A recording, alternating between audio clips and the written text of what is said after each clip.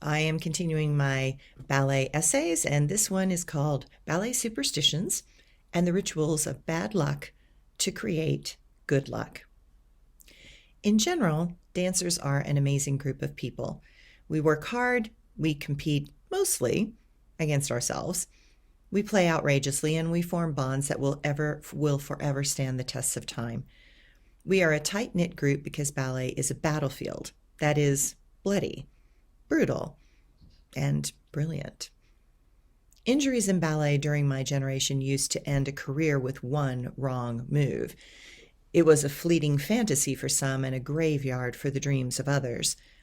Dancers, because of this, have a natural superstition. We believe that doing certain things in sequences will give us a better performance and good luck.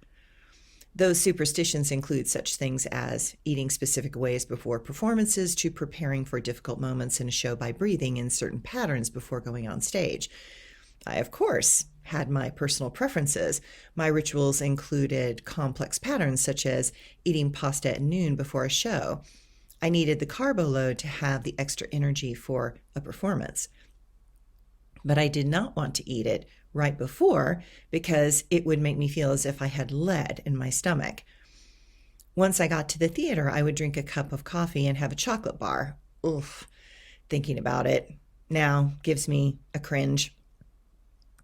It gave me a caffeine rush and got my mind alert and my muscles pumping and ready for action. Another superstition was that I had to get to the theater before everyone else. I would put on my makeup before anyone got there, so I would be out the door to the studio before other dancers started their ritual of smoking. In Berlin, this was extremely common, but not so much so in Ballet West. I couldn't stand the smell of cigarettes and had to leave before the room was filled with smoke. In the studio, I would try on all my shoes and do the hard steps and sequences to test various pairs of shoes, but more importantly, to blow off steam and the extra adrenaline. I noticed that if I did all that and exhausted myself, then I would be calmer on stage and not shake as some of the other dancers did in a performance. These superstitions are part of the process that each dancer goes through at certain points in time. Certain shows are more strenuous and less organic to our body and our skill sets. Those require even more from us in preparation. Sometimes I have had to have conversations with myself to calm down or to counter those voices inside that wanted to believe that I would not make it through a show. Certain ballets were so difficult that even though I had done them hundreds of times in the studio, every dancer knows that what happens in the studio is not what happens on a stage. Performing is about being able to cope with the intense stresses of live events, the added energy that surges from an audience towards the performers, staying grounded enough that the confidence and muscle memory will carry us through the complex sequences and choreography, and finding a way through it all to surrender into something just beyond our reach, just beyond our abilities, and just beyond the entire construct of what it means to be human. That type of stretching and reaching takes us beyond all our training and all our own personal thought patterns. It generates a type of exhaustion that is difficult to describe. Add to all this is the tremendous caloric toll that such a level of physicality and excellence requires.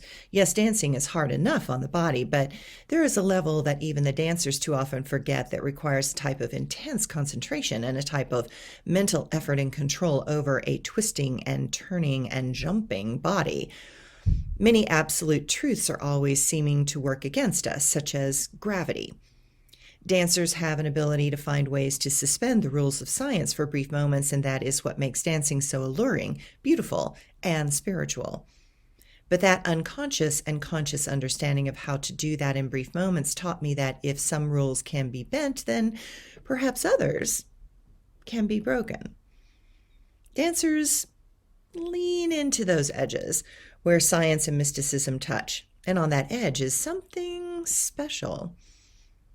Many people and gurus have made statements where they notice my intense level of concentration and my ability to control my emotions and feelings in extreme situations. Ballet taught me that. I am eternally grateful for that great gift.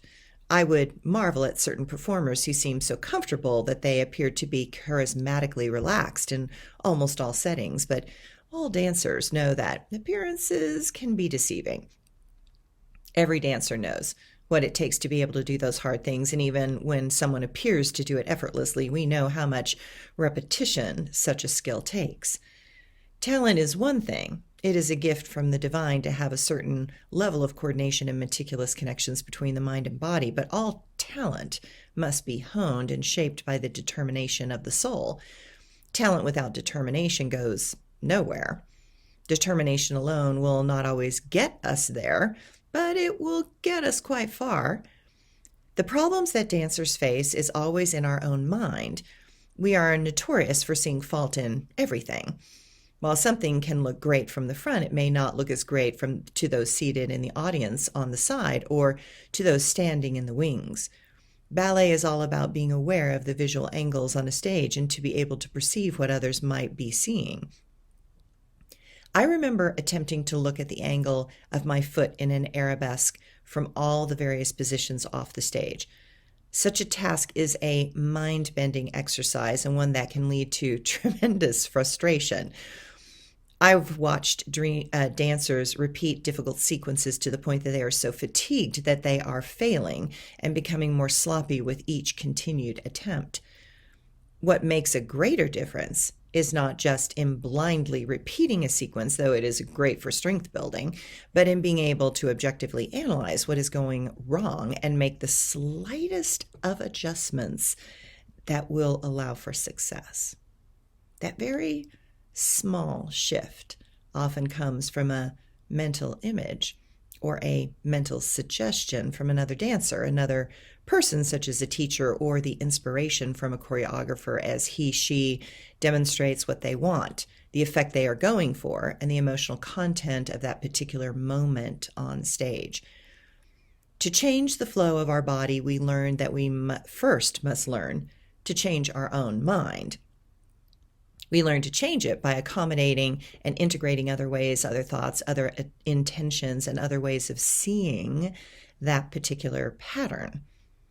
Just like in Kung Fu, where one learns to allow the qi to flow out our arm and out past our hand like water, which then allows the arm to become so strong that another cannot bend your elbow, ballet also has many visual and energetic tricks. We learn to feel the space beyond our toes, beyond our arms and hands, and beyond our own body. We learn that to fly, not only do we need to focus on the caress of the foot on the ground, but on breathing in as we jump into the air. We learn how to lift from the underside of our hamstrings and how that thought and intention can give us more height and helps to elongate the movement and seemingly suspend the movement, which then allows for the illusion of flying. We learn that to spin, we must become our own center of gravity and find that perfect balance from the head down to the neck, down to the spine, into the pelvis, and through the legs and into the arches of the feet. Notice the complexity of what it takes to be a person spinning in space at millions of miles per hour on a planet, also spinning around its own sun, and then, also spinning around its own center. And now a dancer must also spin around their own center. It is quite a feat on many levels. Physical therapists love to study dancers because they defy the laws of anatomy. Most athletes have significantly stronger anterior thigh muscles, and their hamstrings are only about 20-25% of the strength of the rectus femoris, which is a muscle that spans not just the hip, but also the knee at the front of the thigh. But in dancers, it's almost 50-50. More often, it is about 45% hamstrings and 65% rectus femoris, but that is so much more balanced compared to a normal athlete. And dancers are not bulky in their muscle structure. We learn to stretch almost more than we do the things that build muscle. We are lean, mean machines designed to show off the beauty of the body in every angle possible. Dancers also have traditions that have various names, but the intent is the same. We give each other blessings, playful curses, pretend to spit on each other, and offer choice swear words to confuse the bad luck energies that can cause us to make mistakes and that tend to pop up from overconfidence and arrogance. After all, in live theater, if something can go wrong, it will. This has been going on for so long, I'm not sure anyone knows where it all started. The tradition is that to say good luck would actually bring bad luck. So if such a belief is perceived then being true, then saying something bad, such as break a leg, would flip into the reverse and end up being good luck. Right? Sounds crazy, but it is a playful tradition that will continue long after we are all gone.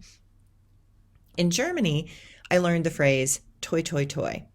We know this originated from the German Yiddish history, where to ward off bad luck, one would say these words and do them in such a way that it seemed as if we were spitting on each other, on each shoulder. T, t, t. The Italian theaters love to say two phrases. The first one is that someone says, in bocca al lupo, or in the mouth of the wolf, which sounds like you're being eaten by a wolf.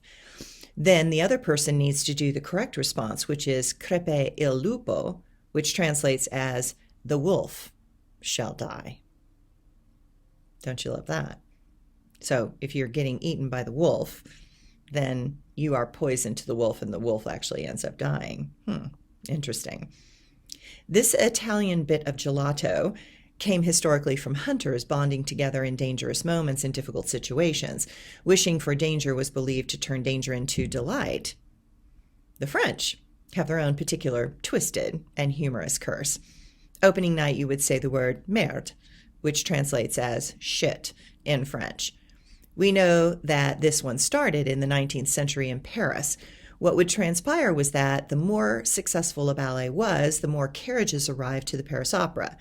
But when more horses, drawing those carriages, arrived, the more shit piled up in the roads, and that is where the phrase probably originated. Ballet dancers exhibit extreme power and control, but inside they are passion personified. With that much energy constantly coursing through their body, mind, and spirit, it is no surprise that we understand each other, but often feel misunderstood by the masses. Any dancer will relate to any dancer that they meet. It does not matter if they are old, in a wheelchair, obese, or pure broken. It does not matter if they were in ballet, modern, Broadway, jazz, tap, or hip-hop. We instinctively know and understand what makes each other tick. We recognize each other by our drive, love of the art, determination, and the passion that explodes out through our eyes. When we get together, we are like old soldiers that meet at those places created for veterans.